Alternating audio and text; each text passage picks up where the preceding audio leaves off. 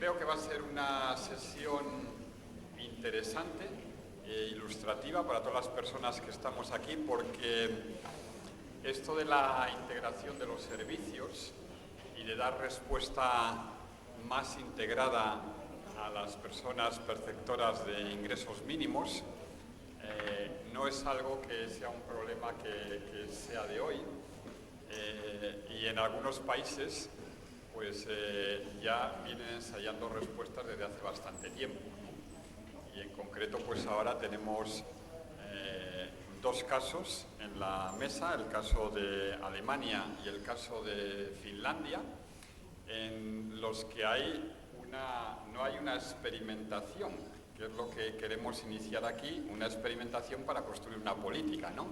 Ellos ya han pasado por esas fases y tienen construida una política y diseñado una política y legislado y establecidos instituciones, mecanismos y fórmulas en las cuales integran estos servicios.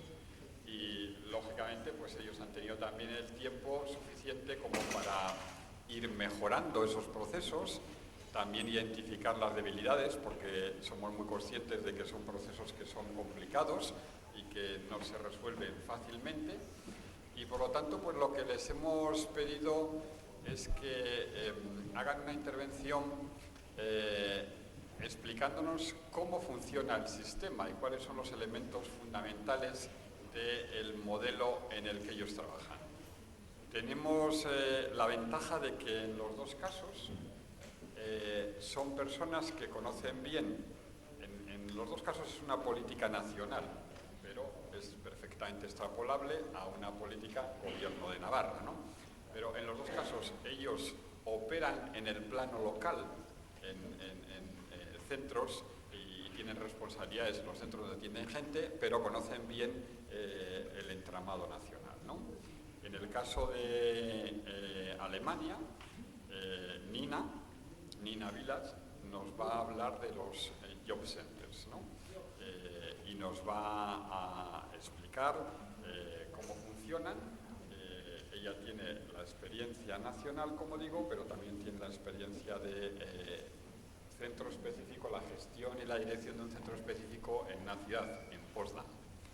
Y en el caso de Finlandia, los nórdicos son los primeros que se comenzaron a preocupar por estas cuestiones de la integración de servicios. Pues en el caso de Finlandia, Tommy Eskonen, pues nos va a hablar también de cómo implementan los servicios multidisciplinares para, en este caso, personas desempleadas de larga duración. Les hemos pedido que nos expliquen el contexto, nos expliquen aspectos prácticos y que luego podamos tener un debate interactivo con ellos para preguntar cosas muy concretas, específicas. Por lo tanto, yo lo que sugiero es que seáis proactivos en la intervención, en las preguntas, en las dudas y en todo aquello que creáis que es de utilidad para nuestro trabajo aquí. Nina, comenzamos. Okay. La intervención va a ser en inglés, pero Nina entiende... Más o menos español. Hablo un poco de español, pero no es suficiente para ver toda la presentación en español. Por eso, I changed to English. Sorry for that. Así que cambio al inglés. Pido disculpas. Bien, muchísimas gracias en primer lugar por haberme invitado.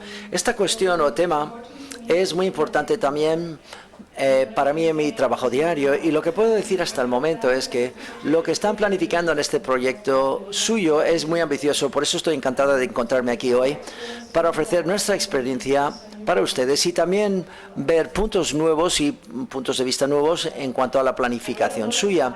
He traído muchas transparencias, esperemos que podamos repasarlas enteras, y si tardo demasiado tiempo, darme una señal, por favor, y así acelero la cosa. Esta es mi agenda, orden del día, digamos, para que se hagan una idea de en qué contexto los centros de trabajo están funcionando en Alemania. En primer lugar, voy a hablar un poco acerca del sistema de soporte general para las personas desempleadas en Alemania y la estructura de organización de los centros de trabajo alemanes. Luego me voy a centrar en los centros de trabajo de integración de servicios, en los procesos de negocio general. Hay algunos procesos que se llevan a cabo en todos los job centers, es decir, los centros de trabajo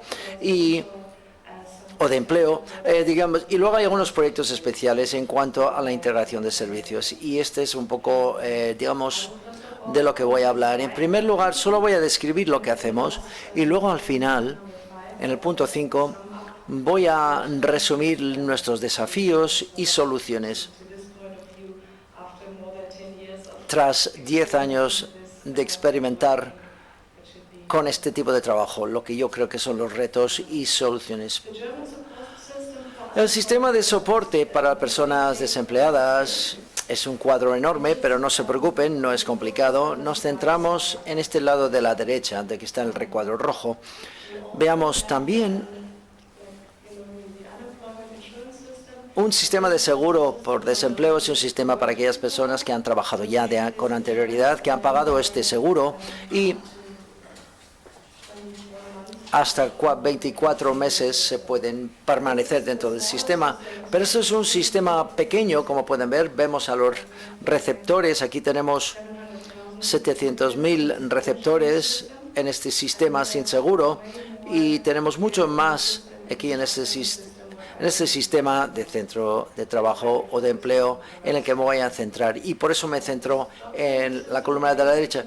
Este sistema de personas que buscan trabajo, de apoyo de ingresos básicos, se recibe esto cuando se te acaba el seguro, o bien si no has trabajado nunca antes, o bien aunque estés trabajando pero no ganas suficiente dinero. Por tanto, es una especie de sistema de seguridad social. Tiene que haber por lo menos una persona en el hogar que puede o es capaz de trabajar, y así entras directamente dentro de este sistema de prestaciones. Es una mezcla entre un sistema de bienestar social y también servicio de empleo público, ¿de acuerdo? ¿Qué es lo que se recibe en nuestro servicio? Para las prestaciones es apoyo de alojamiento, de ingresos, beneficios para educación, prestaciones para educación y participación, básicamente para familias y para los chicos, es decir, niños y niñas, es decir, para que participen con todos los demás niños y niñas. Y este es un punto importante. Los servicios sociales forman legalmente una parte de nuestro servicio, de nuestro centro. Bien, se puede permanecer en este sistema para siempre, es decir, en cierto momento te haces demasiado mayor, si tienes 65 años ya no formarás parte de él, pero en general no hay un tiempo límite, digamos. Está financiado por impuestos y esta es la cifra, son cifras enormes, como pueden ver, que tenemos que abordar con gran cantidad de personas y tenemos que hacer estas prestaciones a los servicios y activarlas. Bien, ¿cómo lo hacemos? Hay dos tipos de centros en 414 municipios y es importante entender que tenemos dos clases de centros de trabajo y esto es importante a la hora de prestar los servicios sociales. Esto lo podemos ver mejor en la siguiente transparencia. Aquí tenemos los dos tipos de centros. A la izquierda tenemos agencias de autoridad local licenciada, también se les puede llamar centros de trabajo municipales, donde solo los municipios ofrecen todos los pagos de prestaciones y activación y demás. Y a la derecha tenemos lo que se llaman instituciones conjuntas o, digamos, o los centros de trabajo en colaboración de los municipios y también los servicios de empleo público trabajan de la mano. Así que es una institución. Tenemos algo del servicio de empleo público y también tenemos personal de los municipios. Trabajamos en un lugar, hacemos todo allí, es decir, las prestaciones, la activación y parcialmente también los servicios, prestación de los servicios sociales. Así que este es el trasfondo general y como podéis ver, trabajando en tantos municipios en cooperación de estos centros de trabajo, no es todo. La integración de los servicios sociales no es lo mismo en toda la nación. Quiero decir, existen diferencias regionales. entre los distintos municipios, por supuesto, porque los municipios hay una especie de consejo para cada centro de trabajo y en este consejo hay gente del municipio, de los municipios y del centro de trabajo. Por tanto, el consejo toma muchas decisiones en cuanto a cómo funcionan las cosas en cada centro de trabajo. Este es el trasfondo general. Espero que me puedan seguir porque es bastante complejo lo que estoy explicando. Así que vamos a ver, es decir, la integración de servicio en los procesos de trabajo general en estos centros. Hay 3 puntos. El primero de ellos son las medidas de integración municipal que se fijan, digamos, legalmente a través de un libro de código social. Es decir, no es del deseo de prestar estos servicios, sino que forma parte del libro de Código Social desde el 2005. Luego tenemos el modelo de las 4 fases para el proceso de integración. Este es el modelo que todos los centros de trabajo o de cooperación tienen que seguir. Y luego tenemos la gestión de casos orientado al trabajo o al empleo. Bien. ¿Qué es lo que dice el libro de Código Social en cuanto a las medidas de integración? Pues dice lo siguiente, que los centros de trabajo pueden prestar los siguientes servicios si es necesario para la reintegración al mercado laboral. Así que el enfoque es, seguimos necesitando los servicios sociales para integrarle a una persona al mercado laboral. Los servicios que se mencionan aquí son los servicios de cuidados para niños o servicios para cuidados o de atención a los mayores, digamos, asesoramiento de deudas, de adicción y asistencia psicosocial. La última de estas no está especificada ya según la ley, pero puede ser muchas cosas. Pueden ser medidas como, por ejemplo, mostrar una estructura diaria y comprobar si alguien realmente necesita, tiene que visitar a un médico porque tiene problemas, digamos, un poco más determinados. Esto es lo que dicta la ley. ¿Y cómo se pone en práctica o se implementa? Bien, pues la prestación social se tiene que fijar a nivel local porque el municipio y los servicios de empleo público tienen que decidir cómo quieren implementarlo o ponerlo en práctica. Lo que ha sucedido es que 3/4 partes de todos los centros de trabajo en este modelo de cooperación ha delegado la prestación de nuevo al municipio. Por tanto, sucede de la siguiente manera.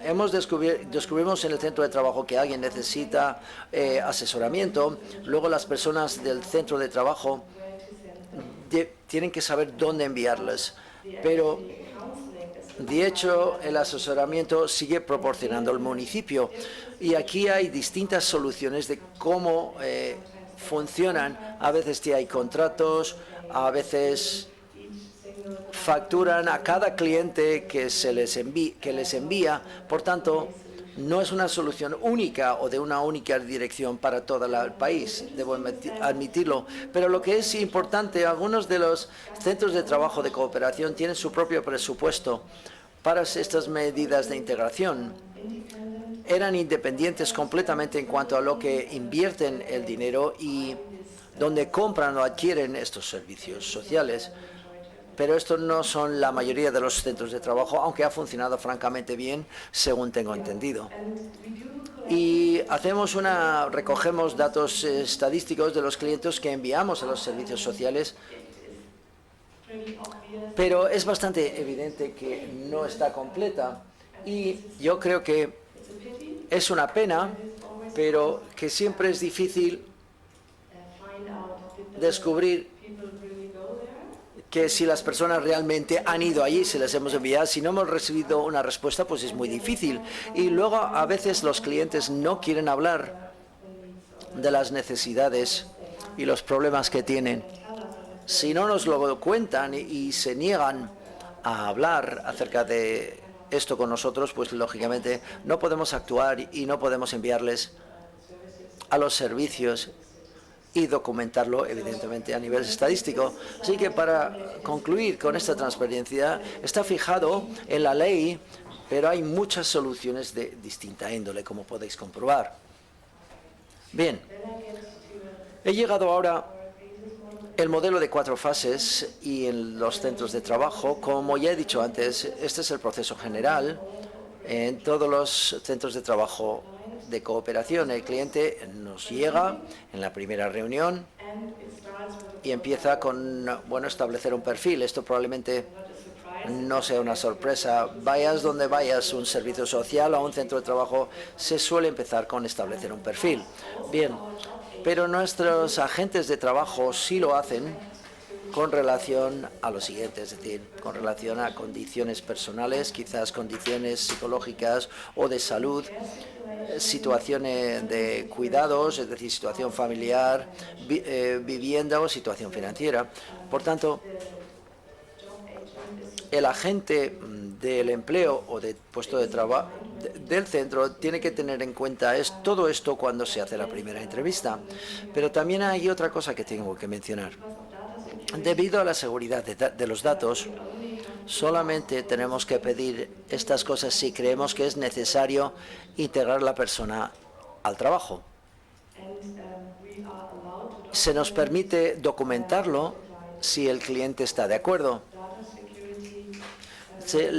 Esta normativa de seguridad de los datos a veces impiden realmente alcanzar las necesidades del cliente con rapidez. Pero dicho esto, los agentes aprenden que tienen que estudiarlo y lo hacen en su praxis diaria. El siguiente paso es definir el objetivo de integración, que puede ser una integración a largo plazo en un puesto de trabajo determinado. El tercer paso es escoger la estrategia, y si hemos encontrado, por ejemplo, una situación familiar que resulta difícil, entonces la estrategia se refiere a estos problemas concretos. Así que primero averiguamos los problemas personales y después en la estrategia nos volvemos a referir a estos problemas. El cuarto paso es la contratación y el seguimiento. Entonces, cuando hemos descubierto ciertos problemas y hemos establecido una estrategia, tenemos un acuerdo escrito. También lo podemos llamar quizás un plan de acción individual, donde constatamos lo que tiene que hacer la agencia y también el cliente. Esto es un proceso circular, así que la próxima vez que aparece el cliente empezamos desde el principio otra vez. Si es un proceso normal, nos vamos a encontrar cada 6 meses. Si es un programa especial, entonces puede que nos tengamos que reunir con mayor frecuencia. Entonces, todas las personas que empiezan nuevas en nuestra institución tienen que formarse con este modelo. También está apoyado por un software de tecnologías de la información, así que no nos podemos olvidar de ninguna parte, y está suplementado por un concepto de asesoramiento, de orientación, en lo que quiere decir que a todos los agentes se les están formados no solo sobre los pasos, sino los métodos de orientación. Por ejemplo, cómo preguntar por problemas personales. No siempre es fácil averiguar si alguien tiene un problema personal concreto. Así que quizá puedo volver aquí. Si en este proceso encontramos que una persona no solo tiene problemas en un área, sino en distintas áreas, por ejemplo, no tiene un apartamento, la situación de familiar es crucial, entonces la persona no se quedaría en este proceso normal, se referiría a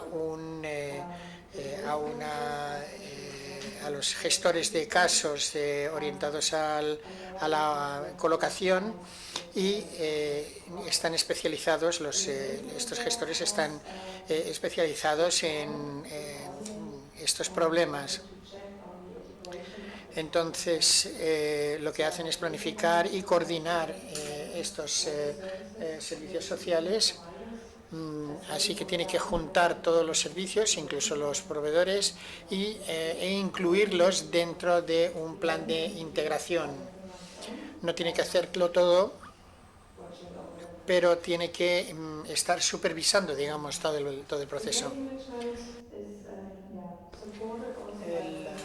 La gestión de casos también está apoyada por la Agencia Federal de Empleo. Ofrecemos la formación y también los diplomas. Es un proceso de 2 años, o sea que es bastante intensivo, no solo en cuanto a tiempo, sino también monetariamente. Entonces, en las instituciones deciden, los centros de trabajo deciden cuántos quieren. Entonces, por ejemplo, mi propia agencia ha decidido que no quería tener ningún agente normal, sino que quería tener todos gestores de casos, y eso es lo que somos.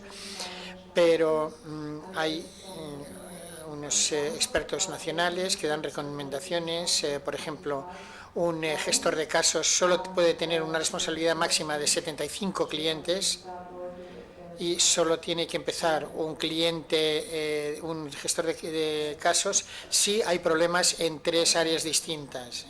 Y esto es, es la gestión de casos orientada a los puestos de trabajo. Después quería hablar de 2 proyectos especiales sobre integración de servicios. La primera son las agencias de colocación para jóvenes.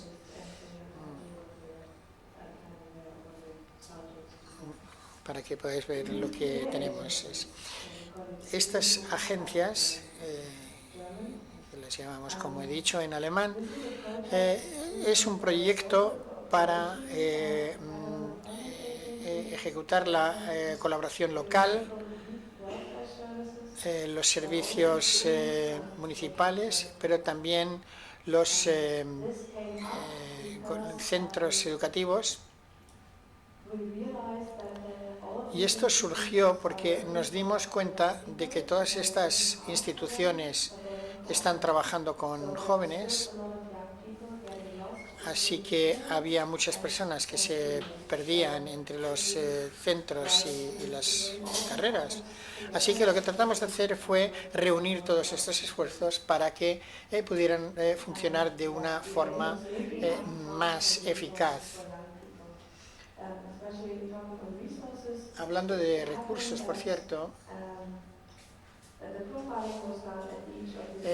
los perfiles se elaboraban con cada uno de los proveedores y esto no debería ocurrir, por eso estamos colaborando aquí.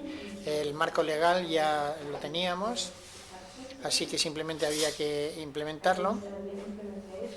Y la implementación empezó con un proyecto piloto, como se está haciendo aquí, en una zona pionera que ya estaban colaborando bien. Empezamos en 2010, se acompañaba con una evaluación y después tuvimos un apoyo con toda una nación en 2012 y también se estableció que tendríamos dentro de lo que sería un acuerdo federal de colaboración, donde las agencias de orientación laboral de jóvenes tuvieran que estar integradas, pero los agentes locales tienen que acordar si lo quieren hacer y cómo lo quieren hacer, o sea, en qué forma tienen que colaborar. Y hasta hoy estamos trabajando en más de 200 municipios, entonces más o menos en la mitad de estas hay algún tipo de agencia de orientación laboral. Hay muchas que tienen todos los servicios dentro de un mismo edificio, entonces se pasan los clientes o están todos alrededor de una mesa, pero hay otras formas de colaboración, por ejemplo, la creación de bases de datos de información y una serie de tener, por ejemplo, pues reuniones habituales. Y este es el proyecto que habíamos empezado el año pasado. Es una iniciativa del ministro federal para mejorar las posibilidades del mercado laboral. Y esto es algo que hemos aprendido de otros modelos, de otros programas. Empezamos que si intensificábamos el contenido con los desempleados y si reuníamos todos los servicios, esto nos daría una mayor oportunidad para los de empleados a largo plazo. Una vez más, los centros de trabajo sabían lo que querían hacer, lo que tenían que hacer. Algunos empezaron con unos acuerdos de colaboración o establecieron unos equipos específicos, por ejemplo, para los sin techo. Y la idea es crear una serie de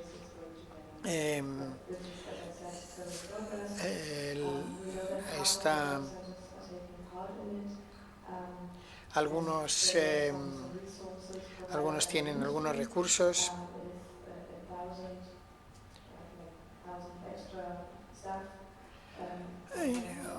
Tenemos un total de 1000 personas para toda la nación y pueden utilizar estos recursos, y el ministerio ayuda con buenas prácticas, intercambios, seminarios. Así que esta es una breve descripción de lo que hacemos. Y ahora voy a tratar de hablar un poco de los retos y las posibles soluciones.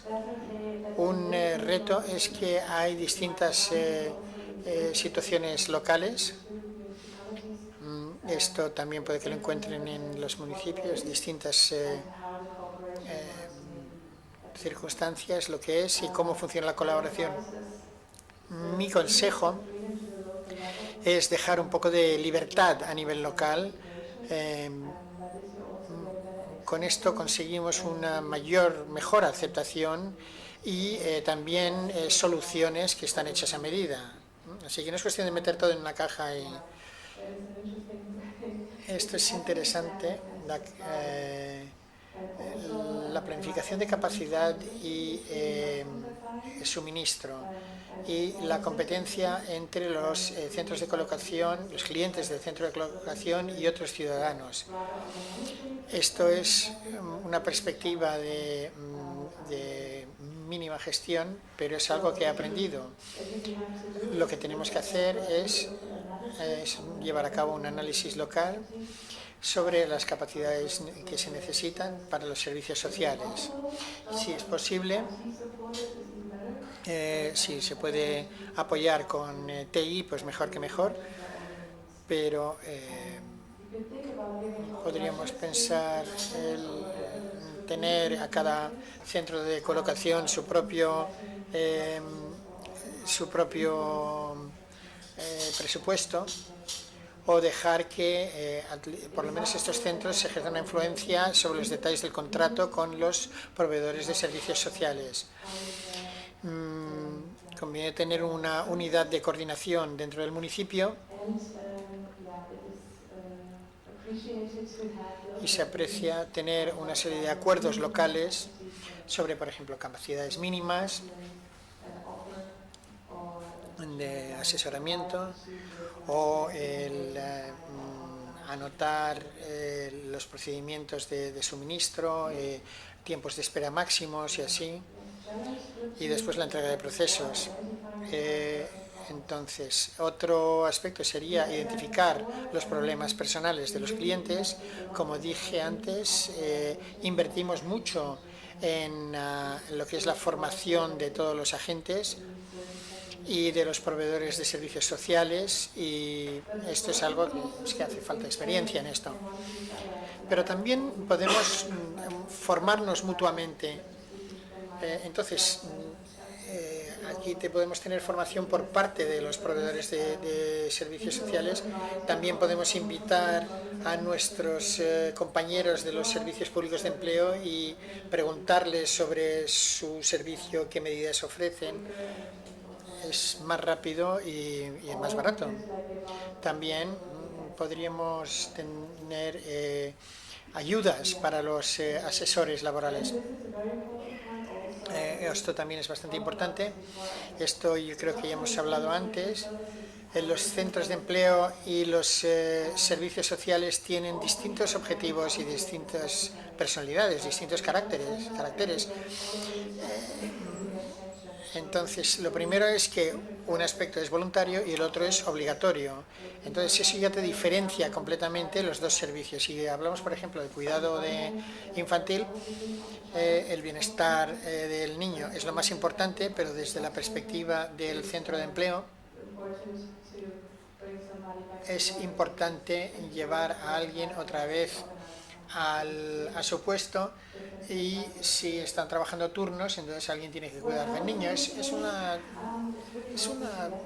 perspectiva distinta. Entonces es cuestión de trabajar juntos, reunirnos. Entonces los talleres conjuntos, las reuniones de equipos, sobre la dirección y los niveles operativos son importantes para entender cómo funciona la otra parte y poder trabajar conjuntamente. También he hecho una serie de talleres sobre viñetas de casos. Hay, por ejemplo, un joven de 22 años que no había acabado su educación, entonces acabó en la cárcel y ahora ha salido. Entonces creamos este caso y entonces traemos a todos los participantes y hablamos de cómo podemos colaborar. Yo esto lo he hecho yo misma, soy sola, y la verdad es que funciona de maravilla.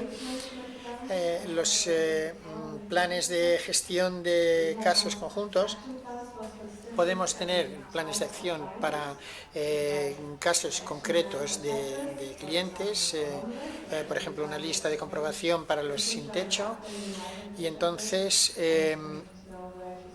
y tenemos que saber dónde mandarlos, y también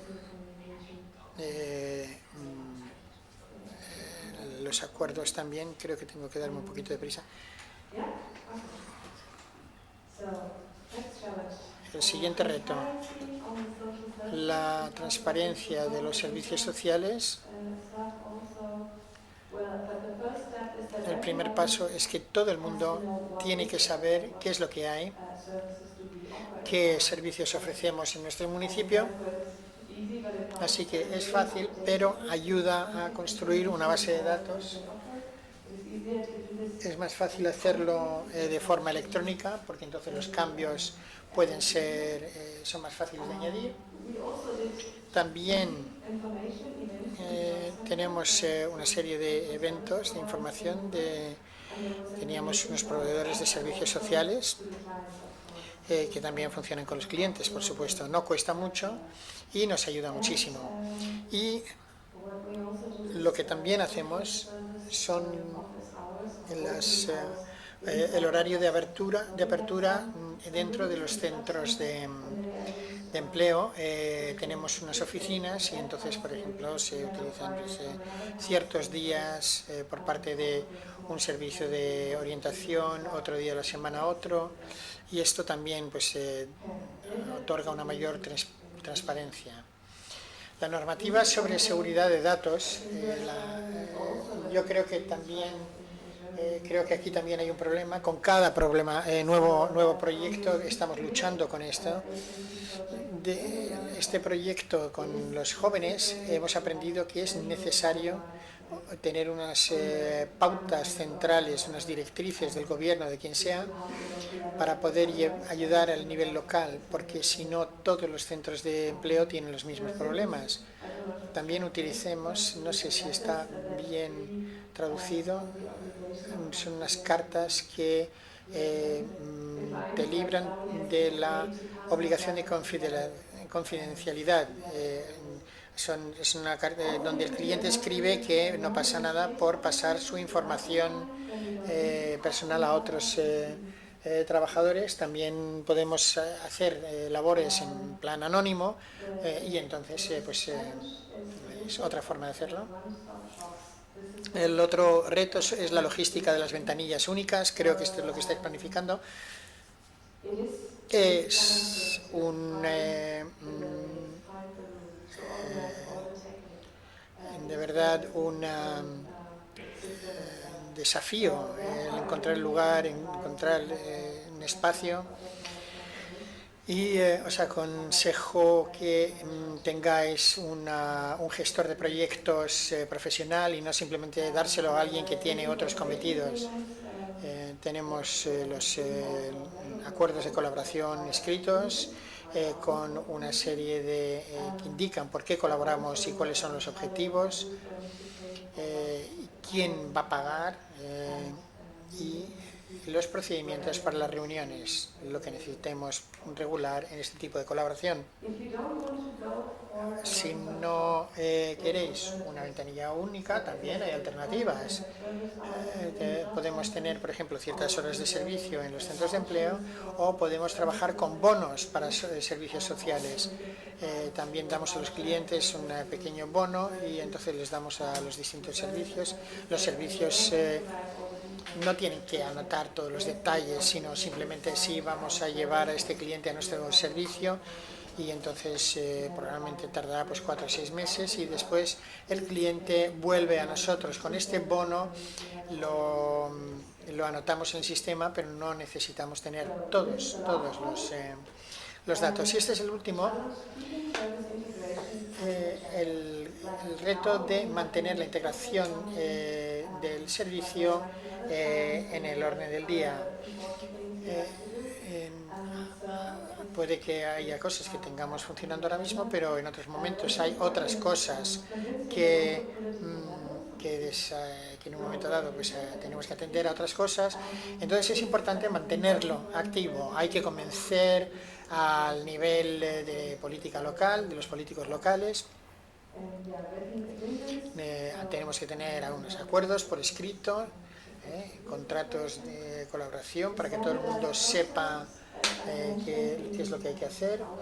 Los procesos normalizados. He hablado del modelo de 4 fases.